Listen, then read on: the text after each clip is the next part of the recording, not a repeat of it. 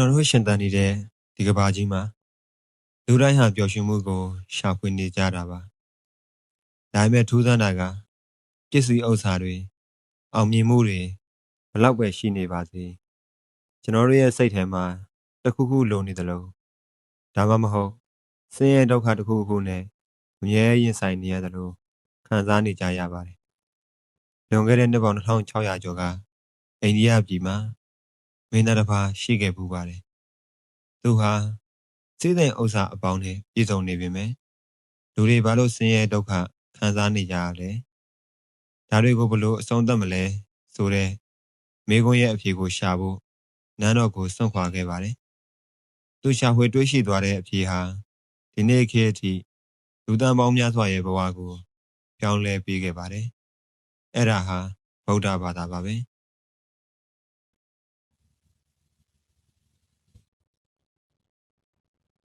ဗုဒ္ဓဘာသာဆိုတာဘာလဲလို့မေးရင်လူအများစုကဘာသာတရားတစ်ခုလို့ဖြေကြပါလိမ့်မယ်ဒါပေမဲ့ပိုပြီးတိတိကျကျပြောရရင်ဗုဒ္ဓဘာသာဟာနှိုးကြားခြင်းဆိုင်ရာအသိပညာတစ်ခုဖြစ်ပါတယ်ဗုဒ္ဓဘာသာဟာကမ္ဘာကြီးကိုဖန်ဆင်းတဲ့အရှင်သခင်ကိုကိုးကွယ်တာမဟုတ်ပါဘူးကိုယ့်ရဲ့စိတ်ကိုကိုယ်တိုင်နားလည်အောင်ကြိုးစားပြီးအမှန်တရားကိုကိုယ်တိုင်မြင်အောင်ကြည့်တာဖြစ်ပါတယ်ဗုဒ္ဓဆိုတဲ့စကားလုံးရဲ့အဓိပ္ပာယ်ကိုယ်တိုင်ကနှိုးကြားသူသို့မဟုတ်အမှန်တရားကိုသိမြင်သူလို့အဓိပ္ပာယ်ရပါတယ်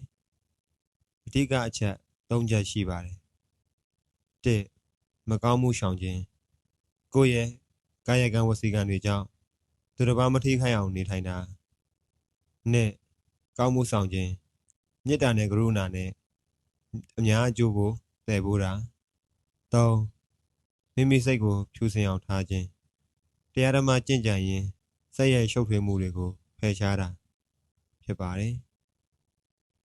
ဗုဒ္ဓဘာသာရဲ့အနှစ်သာရဟာစာအုပ်ထဲမှာပဲရှိတာမဟုတ်ပဲကျွန်တော်တို့ရဲ့လက်တွေ့နေ့စဉ်ဘဝထဲမှာရှိနေတာပါအကြောင်းအကျိုးနားလဲလာတာနဲ့အမျှ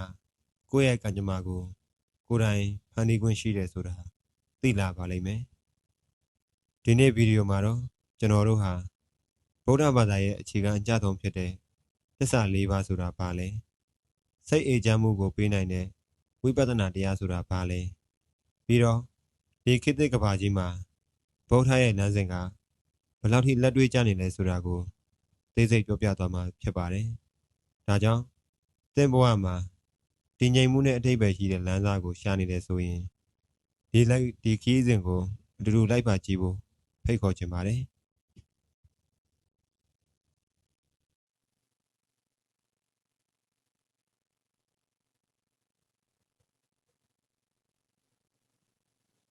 ဗုဒ္ဓဘာသာဟာအခြားဘာသာတရားတွေနဲ့မတူတဲ့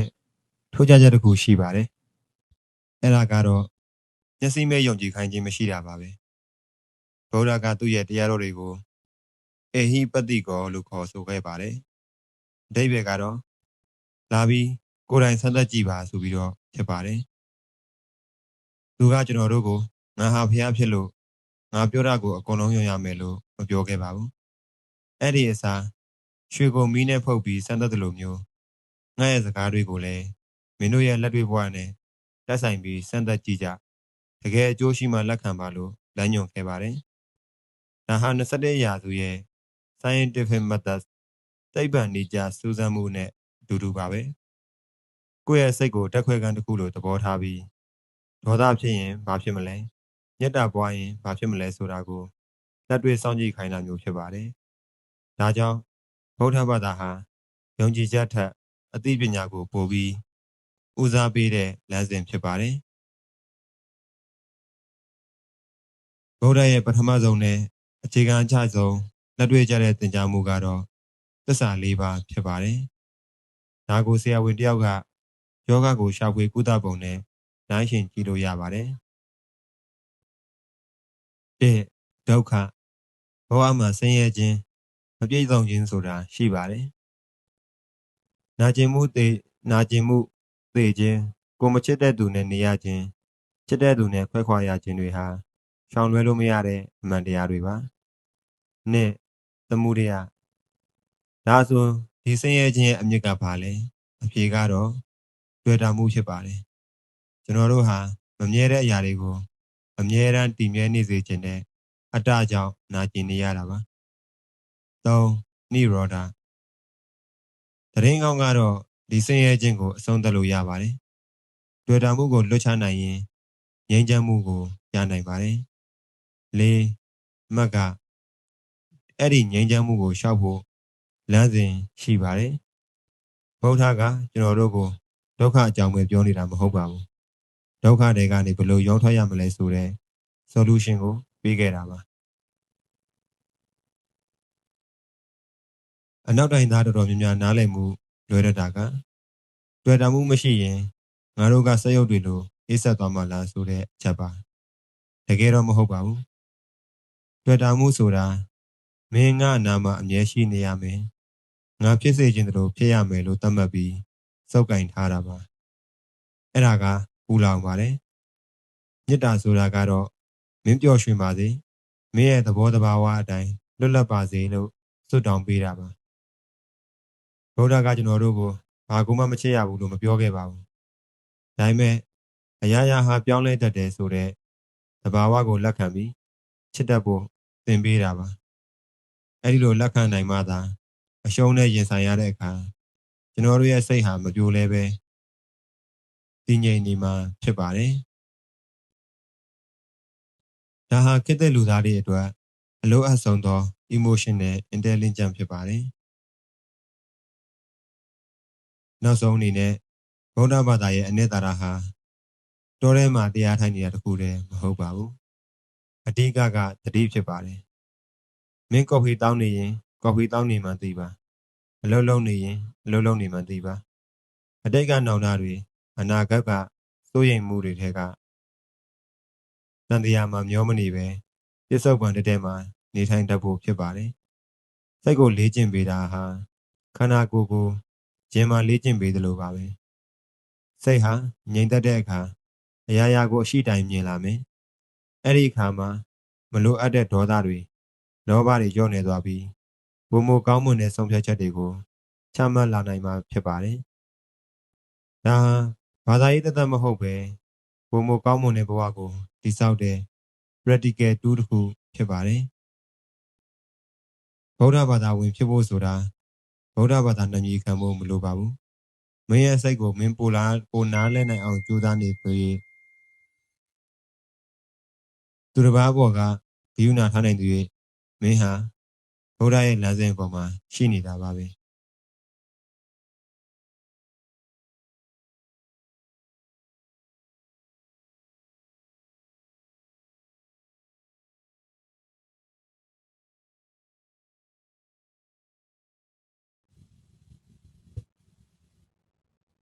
ဒီနေ့ကျွန်တော်တို့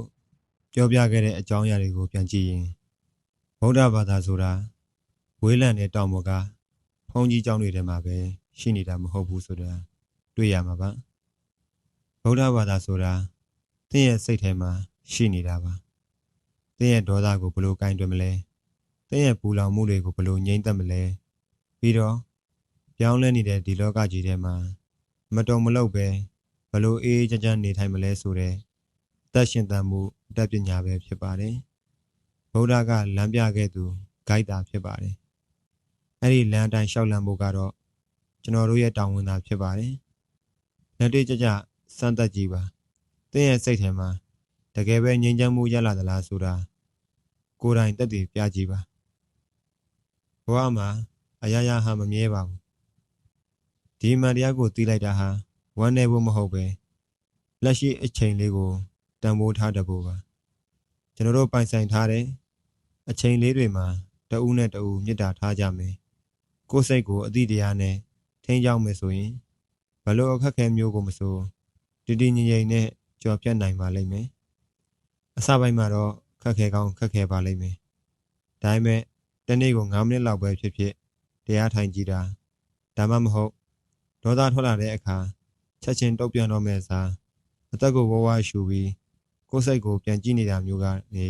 စတင်ကြည့်ပါအဲ့ဒီသေးငယ်တဲ့အပြောင်းလဲတွေကနေသင်ဘဝရဲ့ကြီးမားတဲ့ငြိမ်းချမ်းမှုတွေဖြစ်လာမှာပါ ဒီဗီဒီယိုလေးကနေဗုဒ္ဓဘာသာရဲ့လက်တွေ့ကြတဲ့အမြင်တွေကိုတစုံတရာရရှိသွားလိမ့်မယ်လို့ကျွန်တော်မျှော်လင့်ပါတယ်ဗုဒ္ဓဘာသာနဲ့ပတ်သက်ပြီးသင်မှာတခြားဘလို့အတွေးမြင်တွေရှိလဲဒါမှမဟုတ်ဘယ်အချက်ကသင်ဖို့အတွက်အဆုံးဝင်ဆုံးဖြစ်မလဲဆိုတာကိုအောက်ကကွန်မန့်မှာရေးပေးခဲ့ပါဦးကျွန်တော်အကုန်ဖတ်ပြီးပြန်ဖြေပေးသွားပါမယ်အကယ်၍ဒီဗီဒီယိုလေးကိုကြိုက်နေတတ်တယ်ဆိုရင် like လုပ်ဖို့နဲ့ဒီလိုစိတ်ဝင်စားစရာတသနာတွေဘဝနေထိုင်မှုပုံစံတွေကိုဆက်ပြီးလေ့လာခြင်းနဲ့ဆိုရင်ကျွန်တော်တို့ channel ကို subscribe လုပ်ထားဖို့မမေ့ပါနဲ့ဦးနောက်ထပ်ဗီဒီယိုတွေမှာလည်းပိုပြီးထိုးထွင်းသိမြင်စရာအကြောင်းအရာတွေနဲ့ပြန်လာခဲ့ပါမယ်အားလုံးပဲငြိမ်းချမ်းတဲ့စိတ်နှလုံးကိုပိုင်ဆိုင်နိုင်ကြပါစေ။